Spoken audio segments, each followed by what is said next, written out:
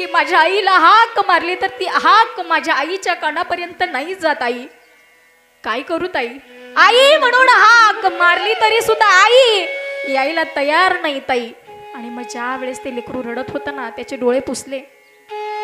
काय झालं रे राजा? म्हणे ताई, मी अवघा 4 वर्षाचं असताना माझी आई हे जग सोडून मला एकट्याला सोडून निघून गेली. हो, या आईनं मला मात्र इथे एकट्याला सोडून गेली. आज एखाद्या लेकराला जेव्हा आईच्या कुशीत जाताना पाहतो ना ताई, त्यावेळेस मला माझी आई आठवते. हो, माझी आई अशीच होती. हो, फार कष्ट करायची आमच्यासाठी, दिवस रात्र एक केले आमच्या आईनी. वडिलांचं लहानपणीच निधन झालं, सगळी जबाबदारी आईच्या खांद्यावरती पडली आणि मुकाट्यानं माझ्या आईनं सगळी जबाबदारी पेलली ताई. पण आज ना, आज शाळेत गुरुजींनी सांगितलं, जा म्हणे तुझ्या आईला घेऊन ये.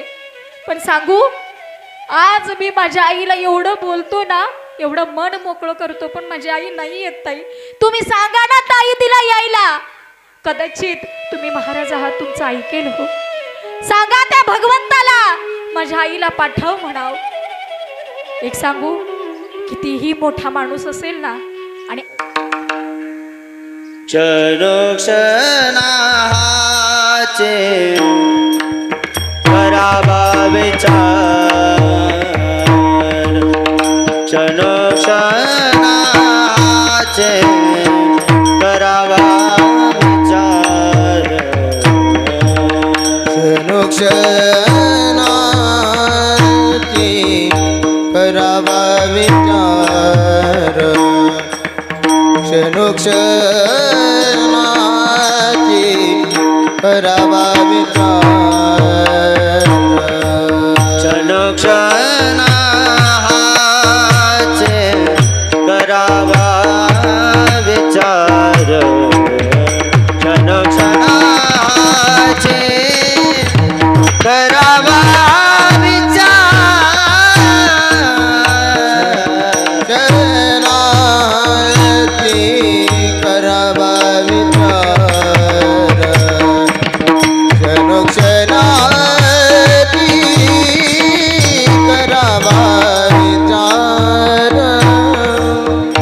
तरावया पार तव सिंधू, तरावया पार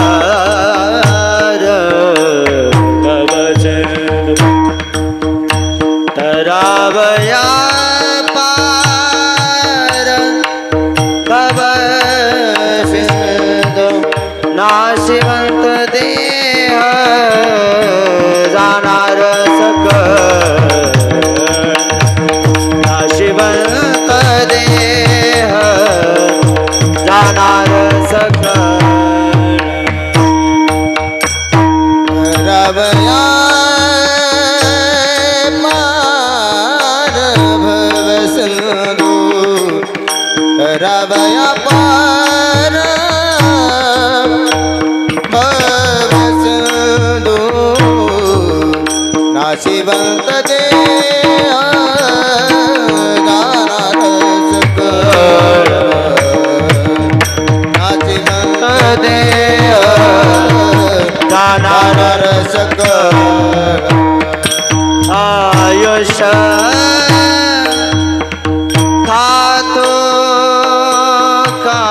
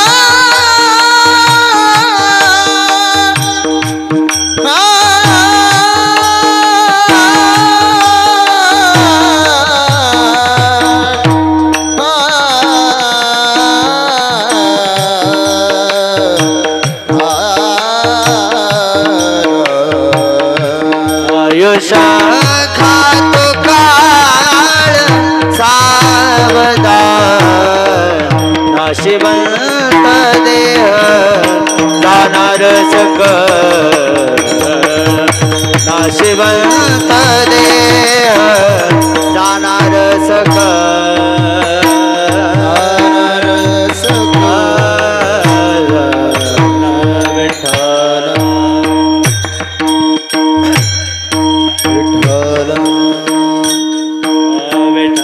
खातो काळ सावधान संत समागमी धरावी आवडी करावी तातडी परमार्थी नाशिवंत देह जाणार सकळ आयुष्य खातो काळ सावधान तुका म्हणे हा लोकीच्या व्यवहारे तुका म्हणे हा लोकीच्या व्यवहारे नका डोळे धुरे भरून राहो नाशिवंत देह जाणार सकळ आयुष्य खातो काळ सावधान विठ्ठल विठ्ठल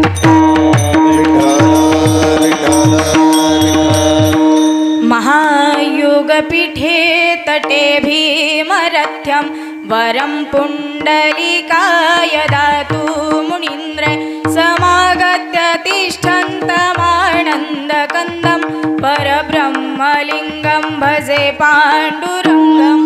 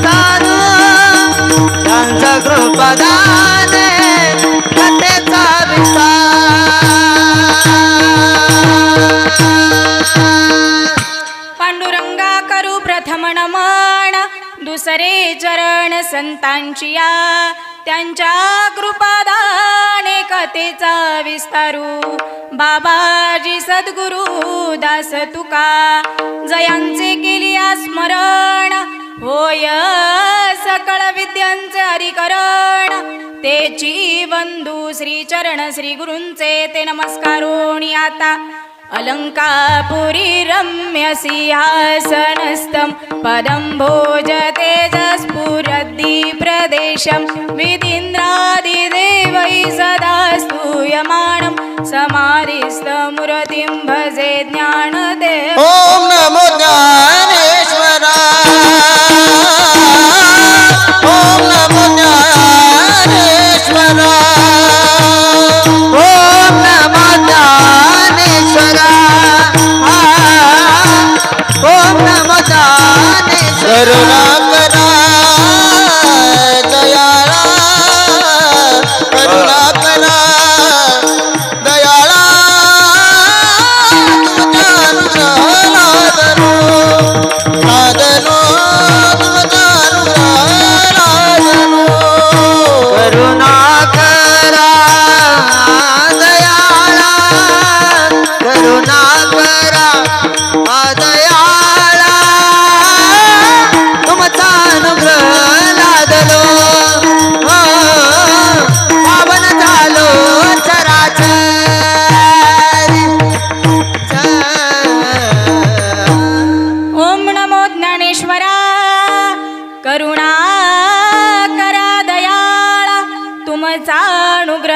साधलो पावन झालो चराचरी मी कळा कुसरी काहीच नेणे बोलतो वचने अति भाविका एका जनार्दनी तुमचा दास त्याची आस पुरवावी नमो सद्गुरु तुकया ज्ञान दीपा नमो सद्गुरु सच्चिदानंद रूपा नमो सद्गुरु भक्त कल्याण मूर्ती नमो सद्गुरु भास्करा पूर्ण कीर्ती ब्रह्मानंदं परमसुखदं केवलं ज्ञानमूर्तिं द्वन्द्वातीतं गगनसदृशं तत्त्वमस्यादिलक्ष्यम् एकं नित्यं विमलमचलं सर्वरी साक्षीभूतं भावातीतं त्रिगुणरहितं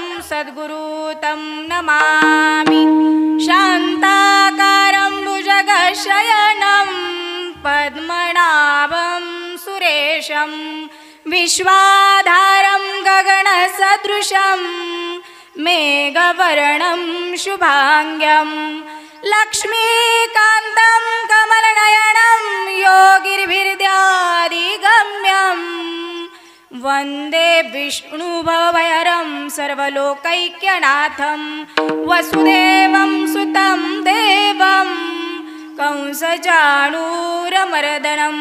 देवकी परमानन्दं कृष्णं वन्दे जगद्गुरु विठ्ठल विठ्ठल विठ्ठल विठ्ठल विठ्ठल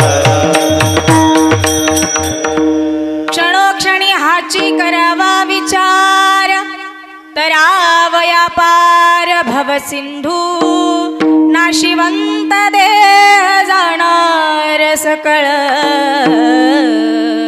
आयुष्य खातो काळ सावधान प्रस्तुत प्राप्त स्थळी प्राप्त प्रसंगी कीर्तनरूपी सेवेसाठी निवडलेला अभंग श्रीमंत संत वैराग्याचे ज्वलंत प्रतीक असणारे सदेह वैकुंठाला जाणारे पाचव्या वेदाचे निर्माते श्रीमंत संत असे असणारे जगद्गुरु तुकोबराय यांचा 4 चरणांचा आणि आजच्या अभंगातून आपल्याला योग्य अशा गोष्टींचा विचार करायला लावणारा उपदेशपर प्रकरणातील असा अभंग आजच्या सेवेसाठी निवडलेला आहे विठ्ठल विठ्ठल विठ्ठल विठ्ठल विठ्ठल अभंगाला सुरुवात करण्यापूर्वी अल्पसा परिहार द्यायचा तो म्हणजे असा गंभरे कुटुंबातील 1 वर्षापूर्वी कैलासवासी नर्मदा आई या आईचं आज 1 वर्ष पूर्ण होतील की तिचं जाणं झालेलं आहे. इहलोकीची यात्रा या आईनं संपवलेली आणि या गोड अशा परिवाराला काही गोष्टींच्या आठवणी आणि प्रेम स्वरूप आठवणी या आई ठेवून गेलेली आहे. या आईच्या पश्चात तिची 2 मुलं आणि तिच्या ज्या मुली आहेत त्याच बरोबर त्यांच्या सुना नातवंड आणि आमच्या जिजी असतील असं गोड असं कुटुंब या आईच्या पश्चात या आईनं मागं सोडलेलं आहे. आईचं जाणं हे दुःखदायकच आहे का कारण वटवृक्ष म्हणजेच आपली आई आणि एकदा का हा वटवृक्ष आपल्या आयुष्यातून गळून पडला की मग मात्र उन्हाचे चटके आपल्याला बसत असतात. आई आई या शब्दाचा एवढा गोड असा अर्थ आहे. आ म्हणजे आत्मा आणि ई म्हणजे ईश्वर आणि आत्मारूपी ईश्वर असणारी ही आई जी या परिवारातून गेलेली आहे. पण या आईच्या पश्चात तिच्या या लेकरांनी सुंदर असा सोहळा ठेवलाय. या सोहळ्यासाठी सुंदर असं नियोजन सुद्धा करण्यात आलेलं आहे. सुंदर असा मंडप आहे, सुंदर अशी साऊंड सिस्टीम आहे, त्याच बरोबर सुंदर असे गायक वादक आहेत. मी नेहमी सांगून जाते कीर्तनाचे प्राण कीर्तनाचा जीव म्हणजे ही गायक वादक मंडळी असतात. ज्यांनी सुरुवातीला पंचपदी घेतली ते आमचे आदरणीय हरिभक्तीपरायण आमचे लक्ष्मणजी महाराज सुतार. खरं तर त्यांच्याबद्दल बोलायचं म्हटलं तर फार असं गोड गायन आहे. माता सरस्वतीचे वरदान आहे महाराजांना. त्यांचं सुद्धा मनापासून ऋण व्यक्त करते. त्याचबरोबर आदरणीय हरिभक्तीपरायण स्वरसम्राट बाळकृष्ण महाराज आपलं सुद्धा मनापासून आभार व्यक्त करते. महाराजांचं सुद्धा गोड असं गायन आहे, सुंदर अशी साथ या कार्यक्रमासाठी उपलब्ध झालेली आहे. त्याचबरोबर आदरणीय हरिभक्ती परायण जे मृदुंग सम्राट आहेत, त्यांच्याही हातामध्ये माता सरस्वती आहे. असे असणारे आमचे मोरे भाऊ, मनापासून त्यांचं सुद्धा ऋण व्यक्त करते. त्याचबरोबर या कार्यक्रमाला जिवंत ठेवण्याचं काम, आपण कधीही हा कार्यक्रम पाहण्याची इच्छा झाली ना, तर यूट्यूबचं माध्यमातून आपण हा कार्यक्रम पाहू शकतो. ते यूट्यूबवाले दादा सुद्धा आज इथं उपस्थित आहेत. त्यांचं ओम साई क्रिएशन असं यूट्यूब चॅनल आहे आणि या चॅनलला मनापासून सुरुवातीला सांगून जाते, सबस्क्राईब करा, लाईक करा आणि शेअर करा. आजचा कार्यक्रम सुंदर असा कार्यक्रम या लेकरांनी ठेवलेला आहे आणि या मुलांनी हा सुंदर असा कार्यक्रम याईच्या स्मरणार्थ ठेवल्या कारणास्तव याईच्या अंतःकरणाला निश्चितच आज आनंद होईल. जेव्हा ती आई त्या भगवंताच्या चरणाच्या जवळ असेल आणि हा सोहळा ती पाहिल ना, निश्चितच तिच्या डोळ्यांना धारा लागतील. आईचे अनंत उपकार आहेत. मी पुढे जाऊन आपल्याला हे पूर्णतः सांगणारच आहे, पण सुरुवातीला अभंगामध्ये प्रवेश करूया. अभंग जगद्गुरु तुकोबरायांचा आहे. तुकोबरायांचा अधिकाराचा विचार जर केला ना, तर ज्यांच्या घरामध्ये गळका माठ, फुटक ताठ आणि दारामध्ये फुटकी खाट अशी असणारी, तरी सुद्धा ज्यांची वैकुंठाची वाट असे असणारे जगद्गुरु तुकोबराया, ज्यांच्याबद्दल बोलताना फक्त एकच सांगून जाईन, जगण्याचा पाया चालण्याचं बळ, जगण्याचा पाया चालण्याचं बळ, विचारांची काया तुकाराम, तुकाराम, जगण्याचा पाया. खरंच असा अधिकार संपन्न असणारे आपले जगद्गुरु तुकोबराया, की ज्यांचा अधिकार फार विशेष आहे आणि त्यांचाच आज अभंग आपल्या सेवेसाठी निवडलेला आहे. विठ्ठल विठ्ठल विठ्ठल विठ्ठल विठ्ठल. आवाज थोडासा बसलेला आहे, पण तरी सुद्धा आपण ही सेवा गोड मानून घ्याल अशी अपेक्षा ठेवते. तसंच आजच्या या अभंगातून जगद्गुरु तुकोबराया आपल्याला उपदेश करतायत. काय उपदेश करत असतील बरं, तर प्रत्येक ठिकाणी आपल्याला विचार करायला सांगतात.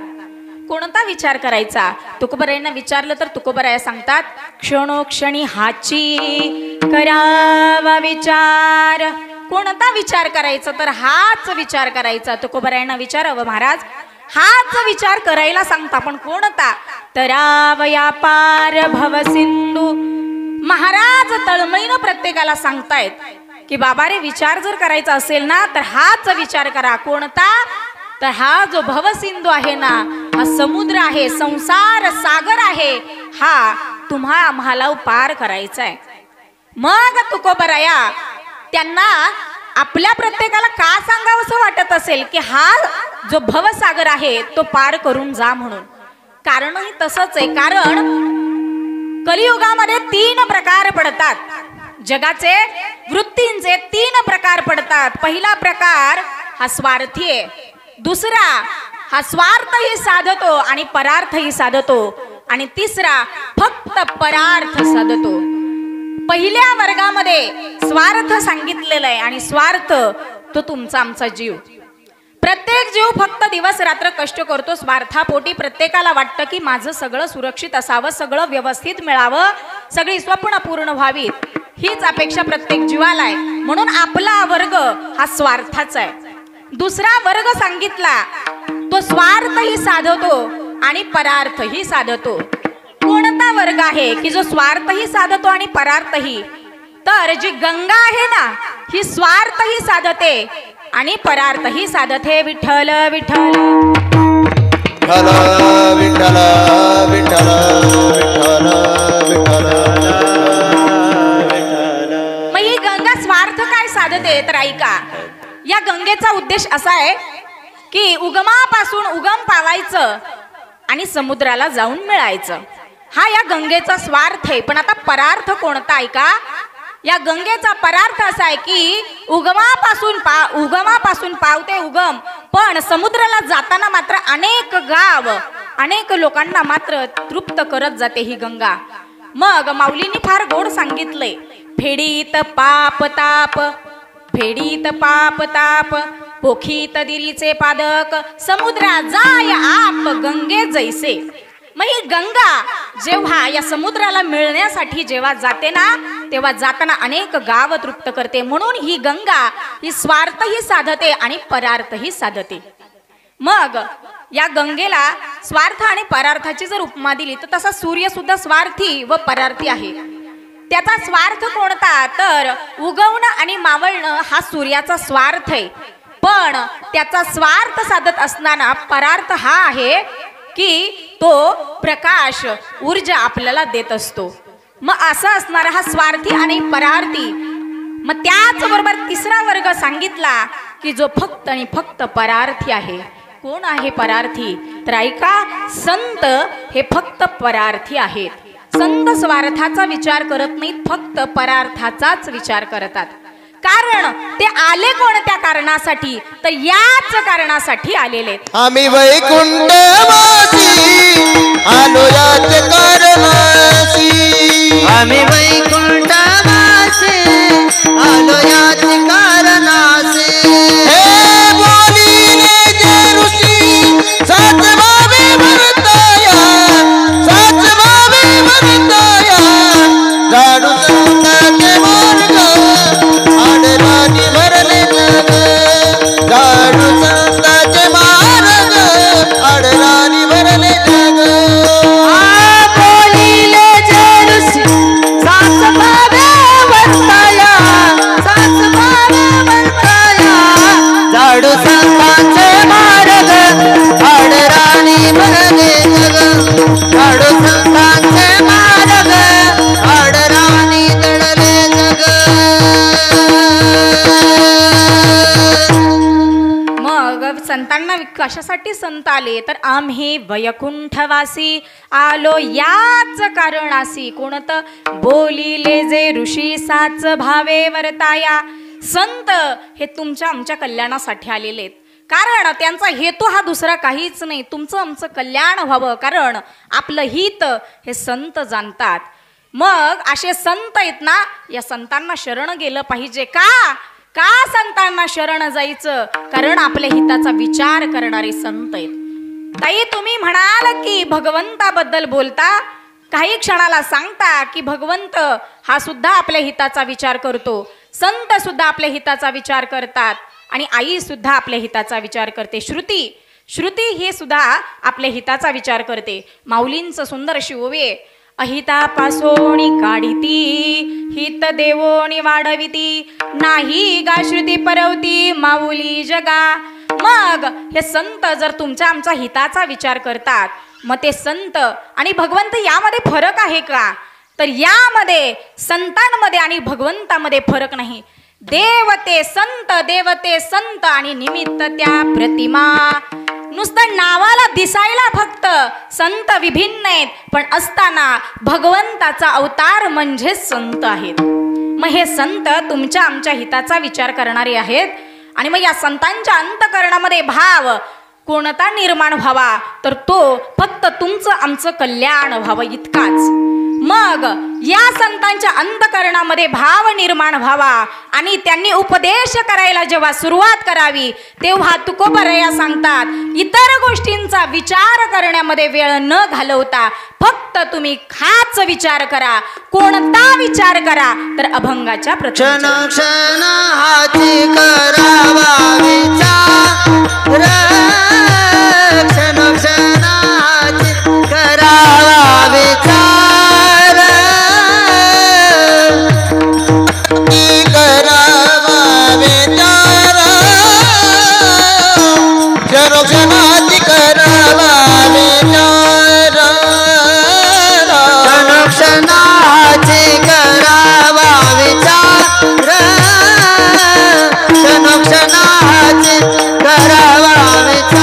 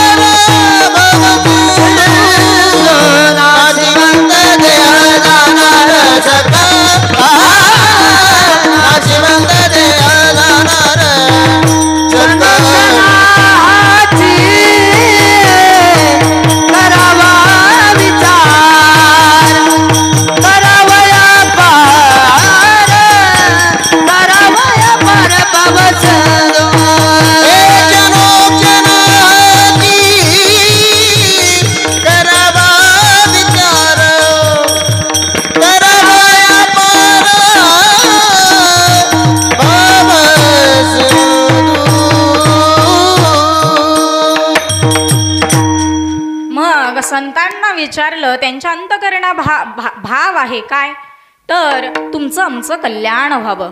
शोधोनिया आले संत हिताहित जगाचे, जगाच्या कल्याणा संतांच्या विभूती, देह कष्टविती परोपकारे. मग हे संत जे आहेत ना, हे क्षणोक्षणाला विचार करायला सांगतात.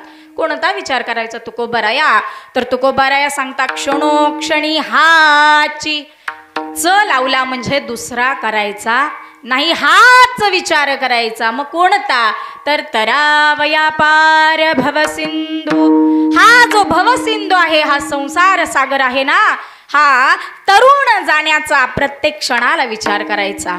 मग तुम्ही आम्ही म्हणाल आम्ही विचार करत नाही का, तर तुमचा आमचा विचार हा फक्त संसारापुरता मर्यादित आहे.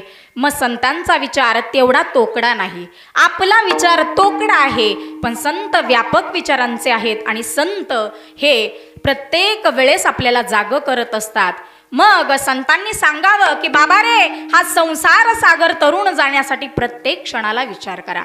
मग दोन प्रश्न पडतात, जर विचार केला तर काय होईल आणि जर विचारच केला नाही तर काय.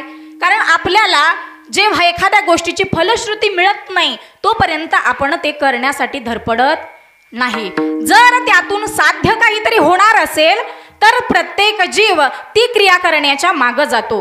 पण जर त्यातनं काही मिळणारच नसेल तर तो जीव ती गोष्ट नीटपणे हाताळत नाही, स्वीकारत नाही. मग संत सांगतात बाबा रे, अगोदर जर क्षणाचा प्रत्येक क्षणाचा जर विचार केला नाही तर त्याचे परिणाम काय हे अगोदर आपण जाणून घेऊ. विठ्ठल विठ्ठल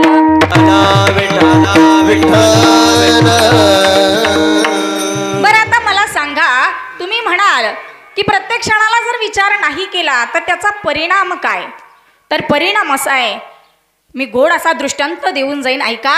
जड भरत राजा होता आणि हा जड भरत राजा यानं संसार करताना या राजामध्ये त्याचा जेव्हा चालू होता राज्यभार आणि हा राज्यकारभार चालू असताना एक दिवस याला प्रचिती आली, त्याला जाणवलं, रिअलाइज झालं. त्याला काय रिअलाइज व्हावं, तर त्याला हे जाणवलं की अरे आयुष्यभर फक्त आपण संसाराच्या मागं धावतोय. आतापर्यंत आपण भगवताचं स्मरण करायला आतापर्यंत आपण वेळ काढलेला नाही. मग उर्वरित जे आयुष्य आहे ना, हे भगवंताच्या चरणावरती समर्पित करूयात. या कारणास्तव हा जड भरत राजा हा वनामध्ये तपश्चर्येसाठी गेला. वनामध्ये तपश्चर्येसाठी गेला असता काही काळ गेल्यानंतर एक दिवस असा आला की जड भरत राजा हे जेव्हा तपश्चर्येसाठी बसले ना, तेव्हा त्या शेजारीच एक गंडकी नदी आणि ती गंडकी नदी वाहत असताना एका हरणीचा गर्भपात होऊन त्या गंडकी नदीमधून तो गर्भपात झालेला तो वाहत वाहत या जड भरत राजाच्या समोर आला. त्यांच्या अंतकरणामध्ये अशी भावना निर्माण झाली, त्यांनी त्याला वाचवलं आणि त्याला ते आपल्या आश्रमात घेऊन गेले.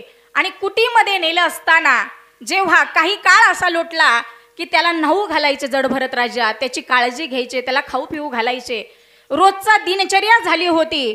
आणि इतका त्या जड भरत राजांचा त्या हरणाच्या पाडसामध्ये जीव गुंतला की एक दिवस परिणाम असा झाला की ते जे हरिण आहे ना, हे हरिण चरण्यासाठी जंगलात गेलं आणि जंगलामध्ये हरणांचा कळप त्या पाडसाला दिसला.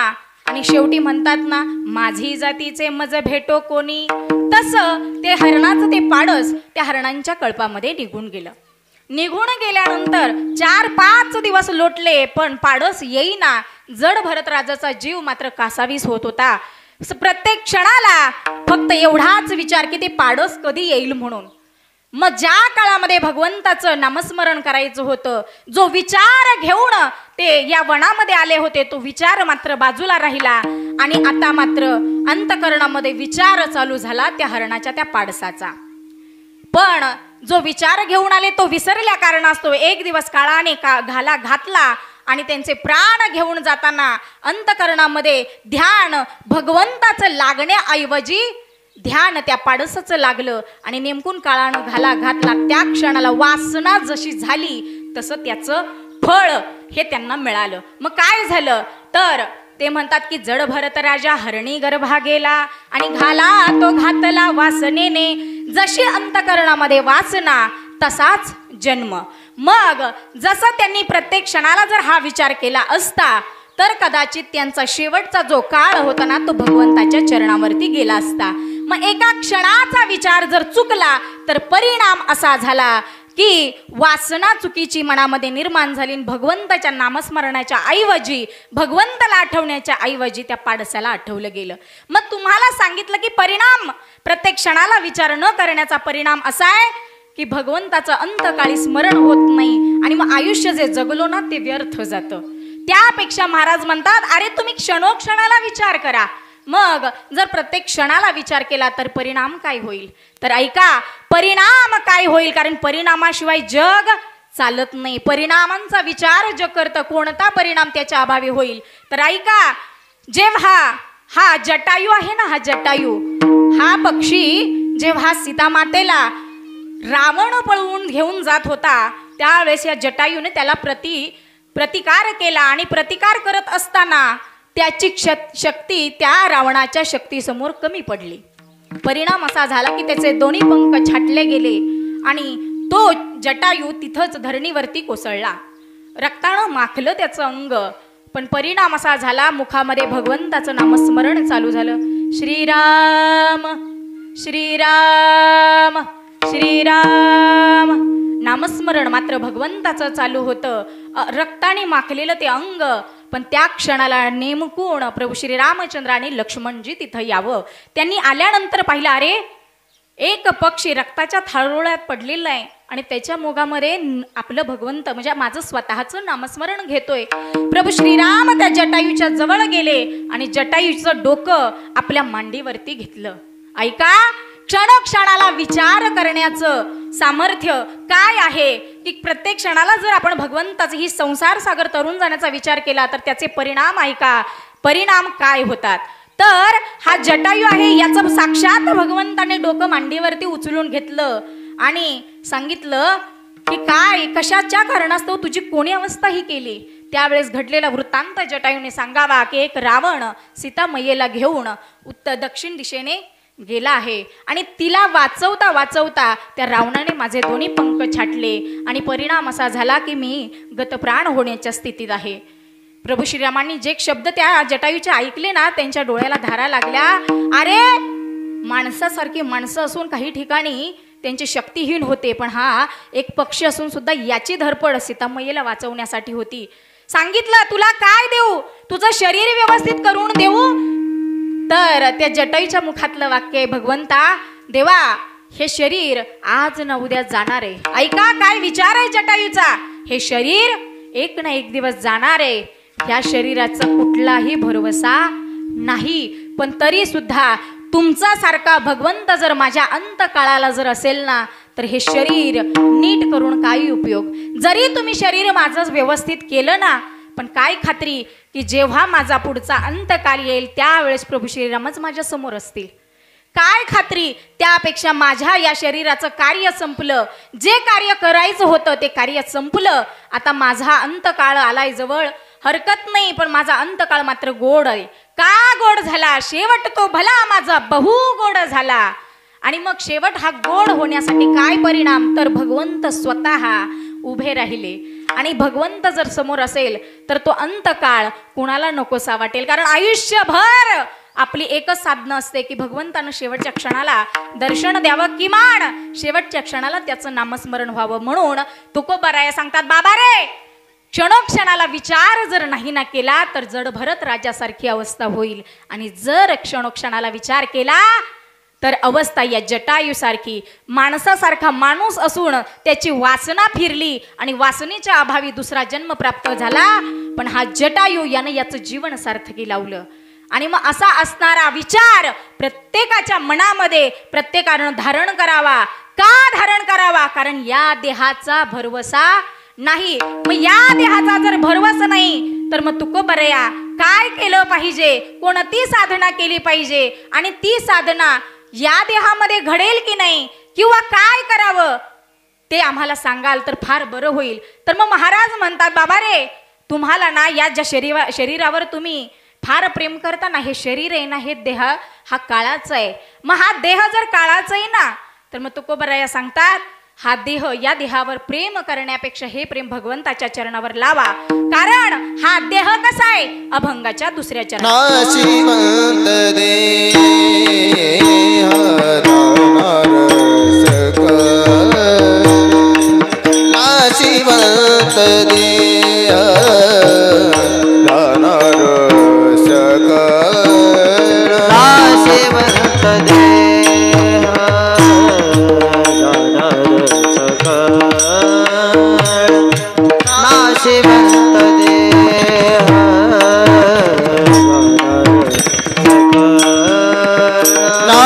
नाशिवंत देह दानार सकळ, नाशिवंत देह दानार सकळ, नाशिवंत देह जाणार सकळ,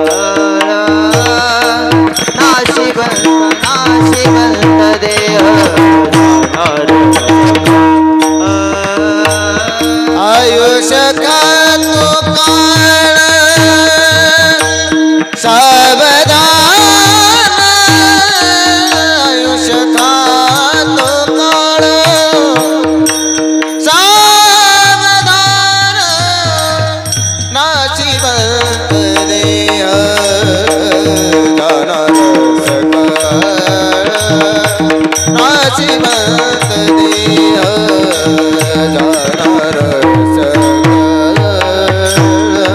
आयुष्य खातो काळ सावधान, आयुष्य खातो काळ सावधान, नाशिवंत देह जाणार सकळ, नाशिवंत देह जाणार सकळ.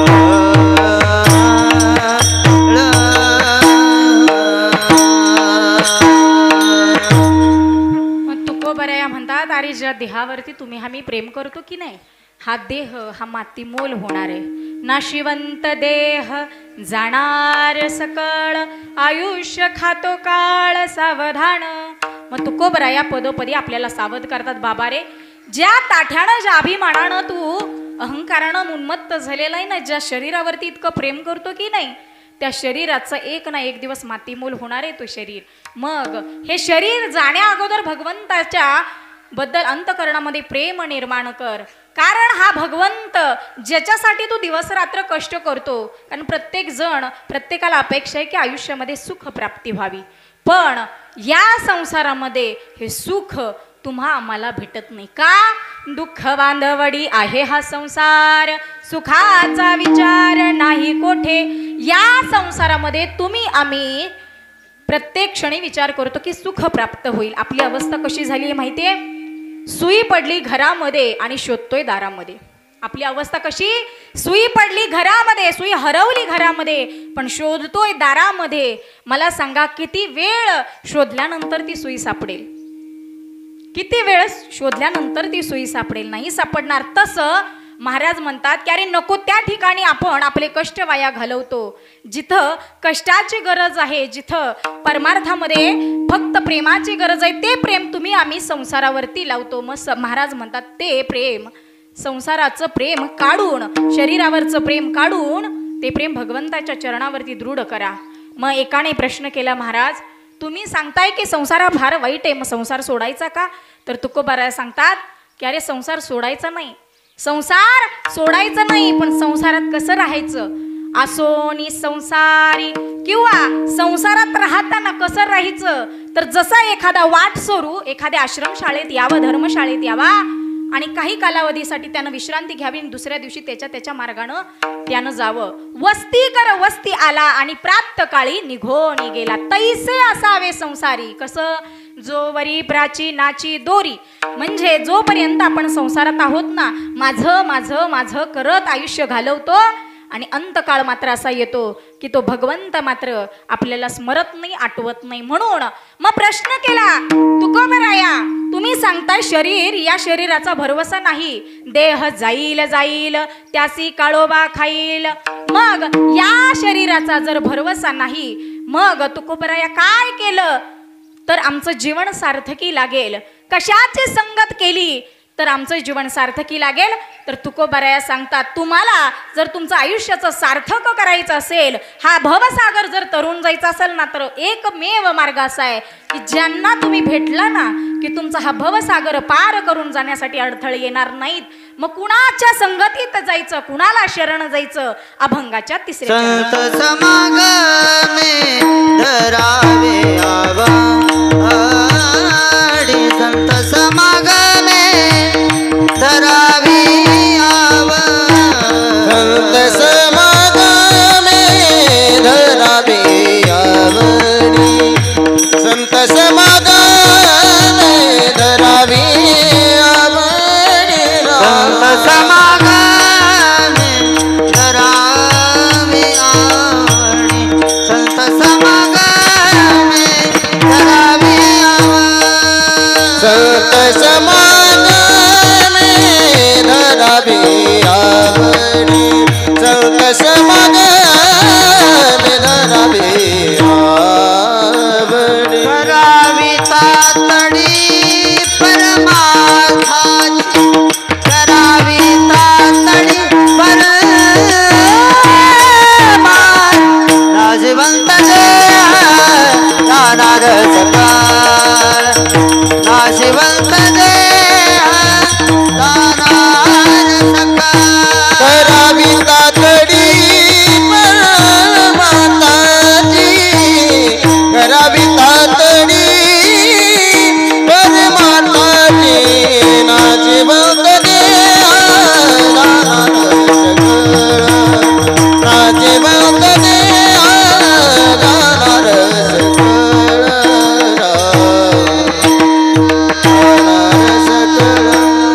मग संतांना विचारलं, तुकोबरायांना विचारलं, महाराज काय केल्यानंतर या संसार सागरातून तरुण जाता येईल? तेव्हा महाराज सांगतात, संत समागमी धरावी आवडी, करावी तातडी परमार्थी किंवा परमार्थाची.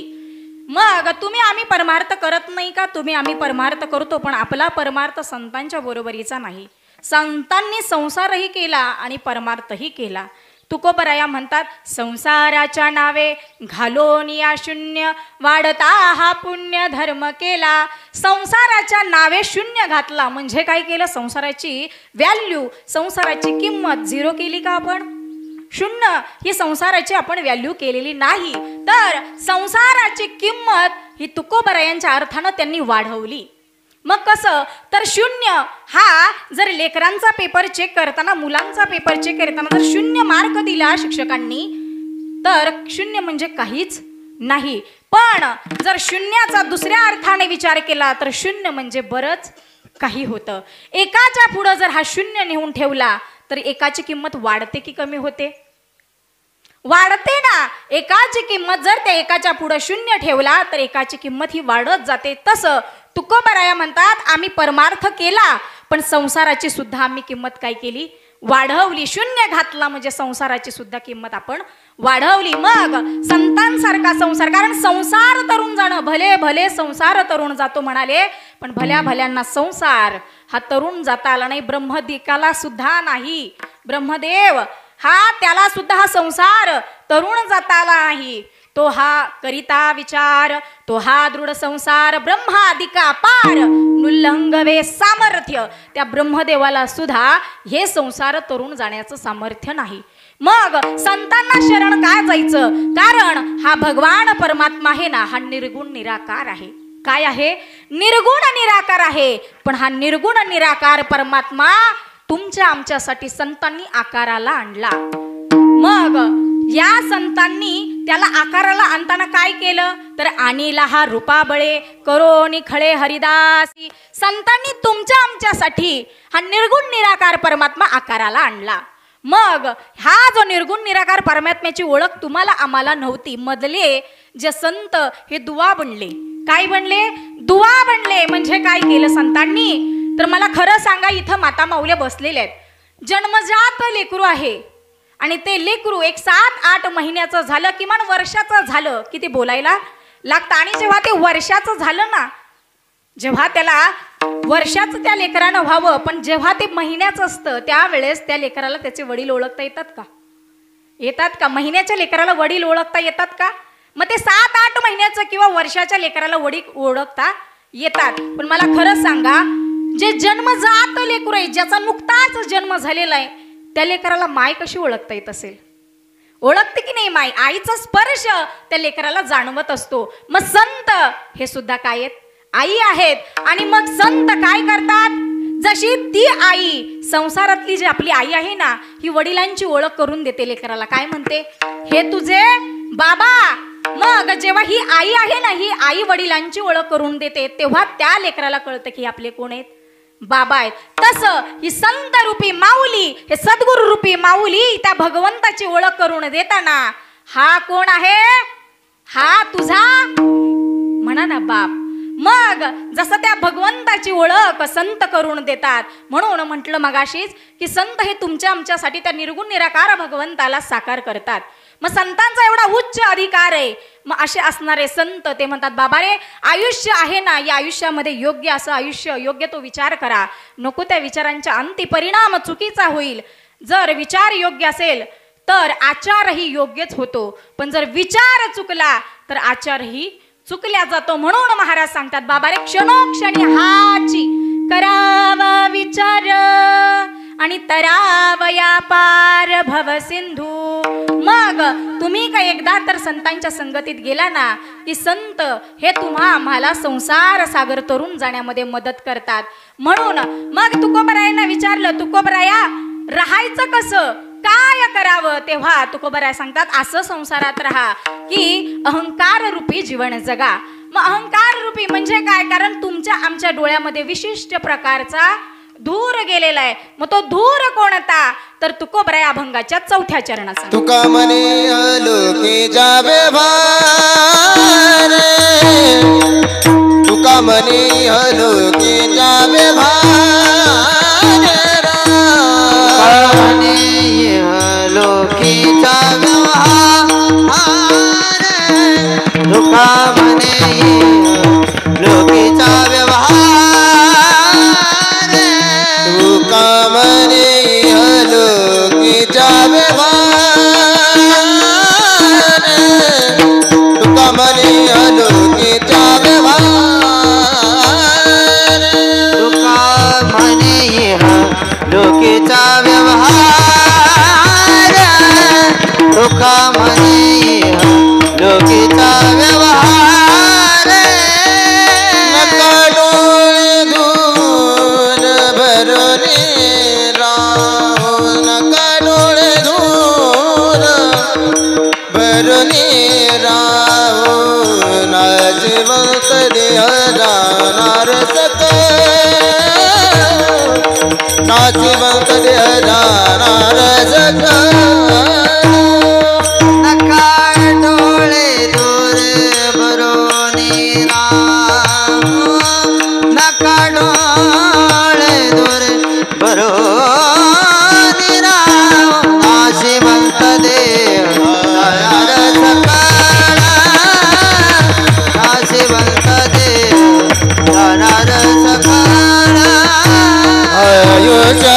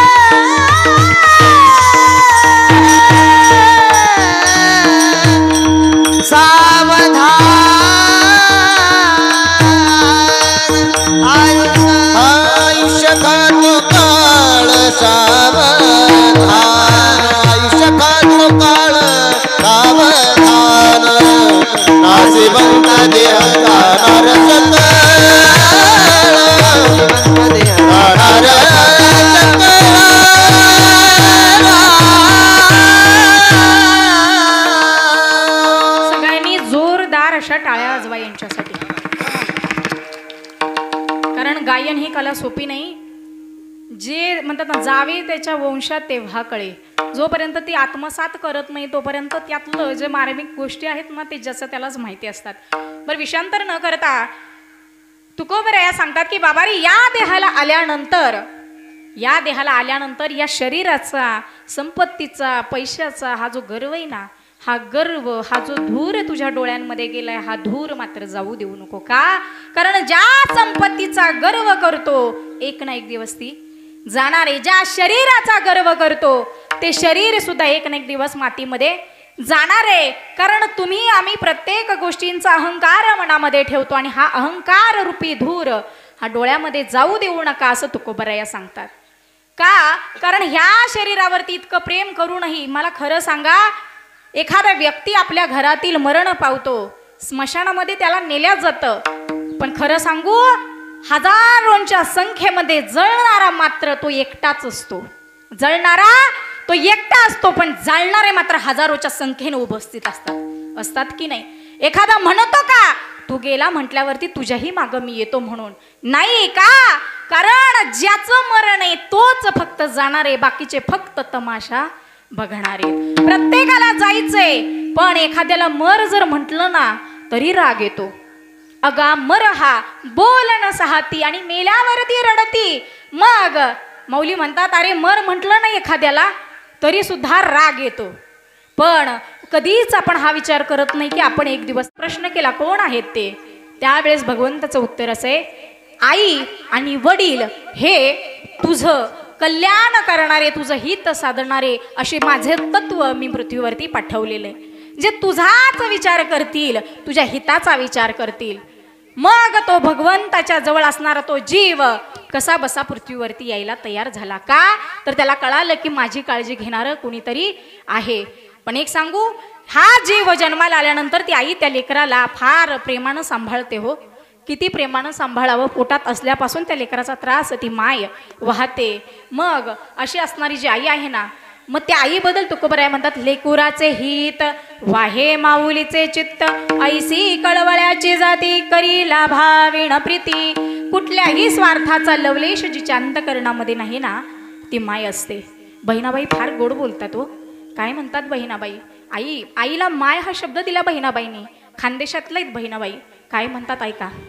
माय म्हणता म्हणता भट लागी भट भिडे, माय म्हणता म्हणता भट लागी भट भिडे, आत्या म्हणता म्हणता केवळ अंतर हे पडे, आत्या म्हणता म्हणता केवळ अंतर हे पडे, काका म्हणता म्हणता कशी मागे मागे दडे, काका म्हणता म्हणता कशी मागे मागे दडे दादा म्हणता म्हणता दाता माझी जिभ दडे दादा म्हणता म्हणता दाता माझी जिभ दडे मग आता शेवटला काय म्हणतात बहिणाबाई ऐका म्हणतात आत्या हा शब्द सांगितला पण आता जिजी या शब्दाबद्दल बहिणाबाई बोलतात जिजी म्हणता म्हणता मिळे जिभेला निवारा जिजी म्हणता म्हणता मिळे जिभेला निवारा सासू म्हणता म्हणता गेला तोंडातून वारा सासू म्हणता म्हणता गेला तोंडातून वारा बहिणाबाई सांगतात प्रत्येक नात्याबद्दल बहिणाबाई बोलून जातात पण आईबद्दल विशेष बोलतात काय म्हणतात माय म्हणता म्हणता फटा लागी फट भिडे ओठाला ओठ जोडला जातो आणि अंतकरणातनं ओलावा तो माय या शब्दातून प्रकट होतो मग ही माय काय करते तर ही माय आयुष्यभर आपल्याला संस्कारांची शिदोरी देऊन जाते जगाचं विद्यापीठ एकीकडं आणि माय नावाचं विद्यापीठ एकीकडे जे ज्ञान तुम्ही आम्ही पैसे देऊन विकत घेतो ना ते फुकटचं ज्ञान घरात असणारी आपली माय देत असते आपल्याला बरेच जण म्हणतात आईला काहीच कळत नाही माझी लेकर कधी कधी सहज ओघाणं बोलून जातात आई तुला ना काही कळतच नाही ग पण एक सांगू खरं सांगा आईला जर कळत नसतं ना महाराज तर डोळ्यामध्ये काजळ घालण्याच्या ऐवजी मिरचीचा खरडा भरला नसता का बऱ्याचदा बोलून जातो काहीच कळत नाही दृष्टांत देऊन जाईन ऐका आई कशी असते एखाद्या लेकराची सहल जावी आणि सहलीला ते लेकरू निघालं ना ती माय ते लेकरू त्या माईला म्हणतं आई मला ना फक्त 4च चपात्या दे बरं काय म्हणतं ते लेकरू मला फक्त 4च चपात्या दे पण मायचं अंतकरण वेगळंच असतं ती माय 4 चपात्या देत नाही ती माय 12 चपात्या घालते किती 12 चपात्या घालते आणि लेकरू निघालं सहलीला सुरुवातीच्या टप्प्यामध्ये सहल थांबते जो मुख्य ठेपा आहे तिथं तर सहल पोचलेलीच नसते अलीकडंच थांबलेली असते तोपर्यंत लेकरांना भूक लागते सगळे शिदोरी उघडतात शिदोरी उघडल्यानंतर ते लेकरू आहे ना हे शिदोरी उघडल्यानंतर त्यातल्या चपात्या एका मिनिटात एका क्षणात 2 चपात्या सहजच खाऊन टाकतं 2 चपात्या त्या लेकरांना सांगितलेलं असतं आई 4च चपात्या बांध पण त्या आईने 12 चपात्या बांधल्या असतात 2 चपात्या तिथंच खातो आणि 2 चपात्या इतर लेकरांना वाटण्यातच निघून जातात उरलेल्या चपात्या शिदोरीत राहतात त्यावेळेस त्याला कळतं अरे ज्या आईला मी म्हणालो ना आई तुला काही कळतच नाही पण माझी आई किती स्मार्ट आहे किती हुशार आहे माझी आई की जिला मी 4 चपात्या बांध म्हणलं ती माय 12 चपात्या बांधते पूर्ण सहल होईपर्यंत या 12 चपात्या मला नक्कीच पुरतील पण सुरुवातीला त्या आईला काय म्हणला तो आई तुला तर ना काही कळतच नाही क्षणात आपण तिला वेडी ठरवतो क्षणात तिला काही कळत नाही म्हणतो पण एक सांगू आयुष्यभर ओतप्रोत प्रेमाचा झरा आपल्या घरात वाहत असतो समय असते व तेवत असणारी आणि ती माय एकदा का गेली ना तर डोक्यावरचं छत्र गेल्यासारखं होतं काय देते ती माय एक सांगू टोपल्यामध्ये एखाद दिवशी चतकोर भाकरी असावी आणि लेकराला कडकडून भूक लागावी आणि ती मायही जेवायला बसावी पण ती माय काय करते माहितीये ती चतकोर भाकरी आपल्या लेकराच्या ताटामध्ये टाकते आणि आपण मात्र पाणी पिऊन उपाशी राहते कशासाठी तर लेकराला भूक लागलेली असते अहोरात्र कष्ट करते माय अहोरात्र हाडाची काढं रक्ताचं पाणी करते लेकराला शिकवते मोठं करते लहानाचं पण एक सांगू लहानाचं मोठं करताना तिची जी तळमळ आहे ना तिची जी स्वप्न आहेत ना त्या स्वप्नांना ती मुरड घालते स्वप्न पाहिलेली असतात प्रत्येक मुलगी माहेरहून सासरी जाताना स्वप्नांची शिदोरी घेऊन निघालेली असते पण एकदा का ती आई नावाच्या रूपामध्ये गुंडाळली जाते आई नावाचं एक नातं जेव्हा तिला लागतं ना त्या नात्यामध्ये इतकी गुंतून जाते की स्वतःचं स्वप्न सुद्धा ती माय मागं टाकायला सुरुवात करते किती लेकरावरती प्रेम करावं ऐका कीर्तनाच्या दरम्यान अनेकदा फिरणं होतं अनेकदा बाहेर प्रवास होतो पण फिरल्यानंतर एके ठिकाणी एक दिवस असा आला की एखाद्या लेकराच्या घरात जावं कीर्तनाची सेवा काही क्षणांनी सुरुवात होणार होती पण थोड्या वेळासाठी विश्रांतीसाठी थांबलो असताना एक लेकरू भिंतीच्या बाजूला गुडघ्यामध्ये डोकं घालून बसलेलं होतं सगळी माणसांची किलबिल चालू होती, कालवा चालू होता. माझ्या मनात क्षणात विचार आला, बाबा रे हे लेकरू का असं बसलं असावं. बरीच माणसं येऊन जात होती, पण ते लेकरानं एकही शब्द उच्चारला नाही. ज्या वेळेस त्याच्या जवळ गेले, सगळ्यांना सांगितलं जा आता तुम्ही बाहेर आवरायचं आहे, कारण काही क्षणात कीर्तनाला सुरुवात होणार आहे. आवरण्यासाठी गेले असताना पाहिलं तर ते लेकरू खाली बसलं होतं, पण त्या लेकराच्या नेमकून वरच्या बाजूला एका तरुणीचा फोटो होता आणि त्या फोटोला हार होता.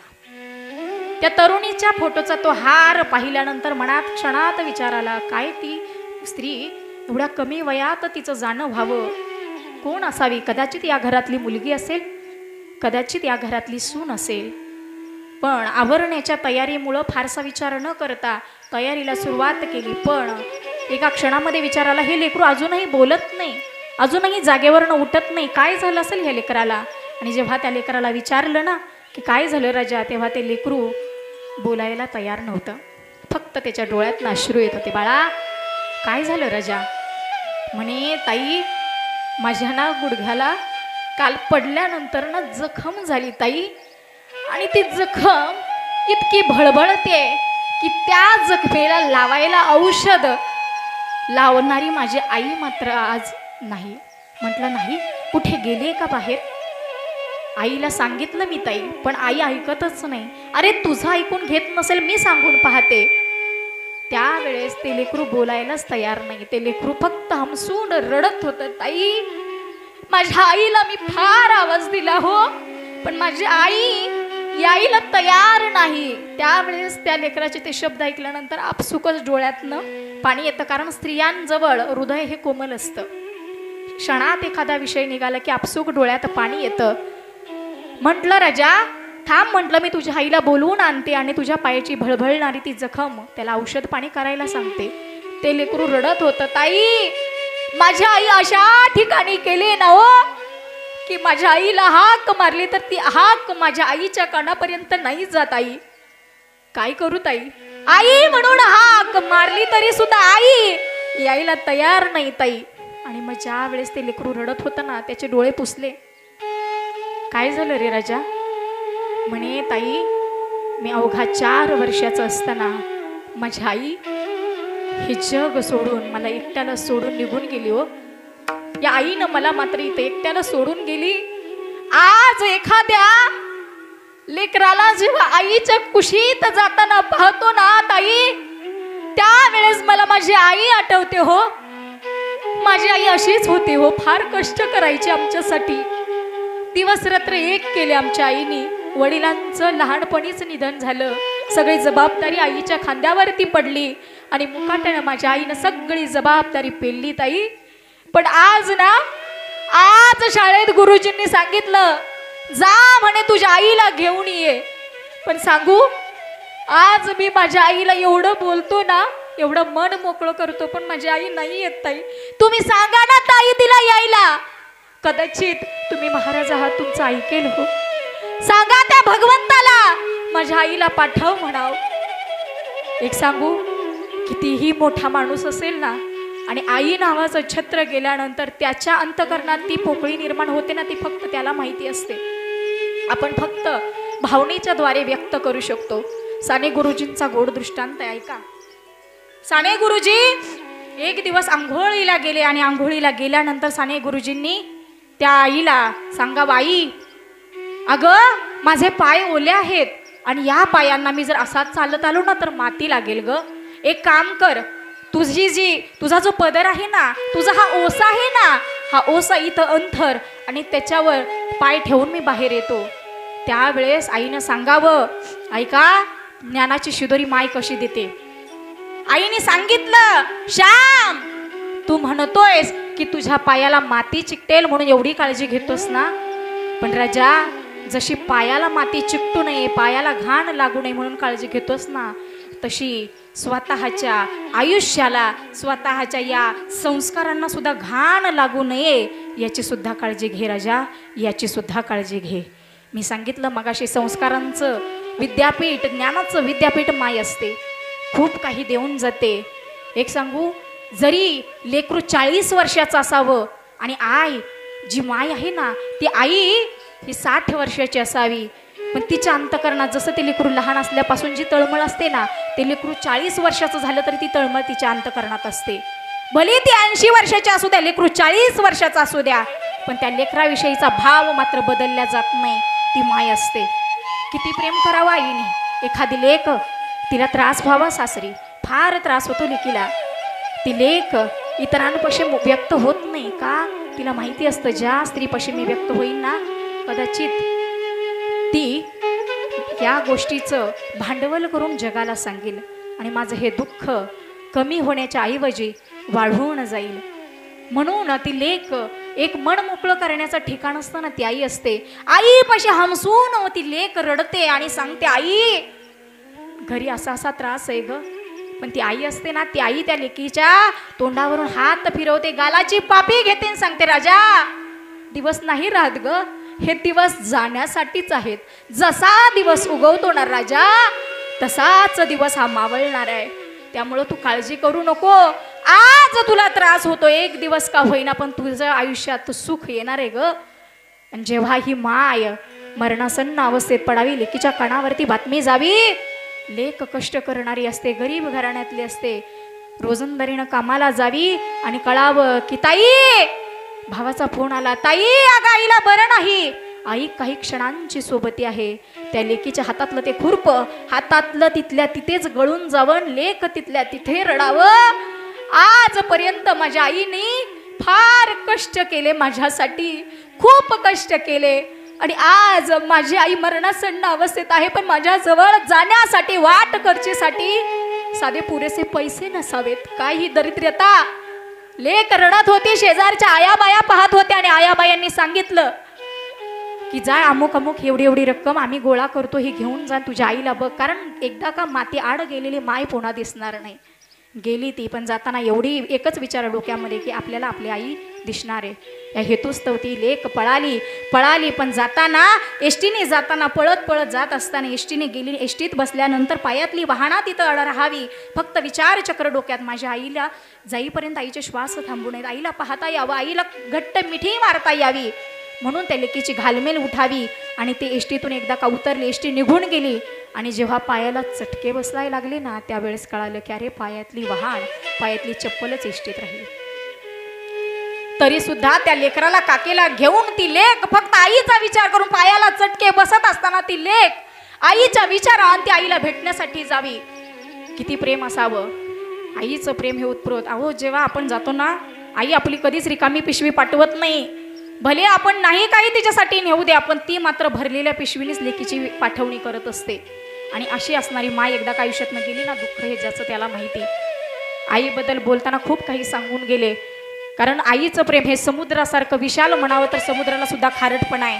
त्यामुळे आईच्या या विशालत्वाला कुठंतरी डाग लागेल, म्हणून समुद्राची उपमा सुद्धा आईला बसत नाही. सूर्याची उपमा द्यावी तर सूर्य हा प्रखर आहे, तेजोमय आहे, पण प्रखर असल्यामुळं त्याची उष्णता जशी आपल्याला सहन होत नाही. पण आई ही सावली, शीतल सावली आहे, शीतल छायेसारखी आहे. तिच्या एकदा सावलीत गेल्यानंतर चटके उन्हाचे बसत नाही. अशी असणारी माय या घरातून जावी. या परिवारानं तिच्या पश्चात ठेवलेला हा गोड कार्यक्रम, आणि हा गोड कार्यक्रम ठेवल्यानंतर प्रत्येकाच्या डोळ्याला आज आसवं लागली का तर त्या आईची पदोपदी आठवण येते. आईची सर नाही येत दादा. जग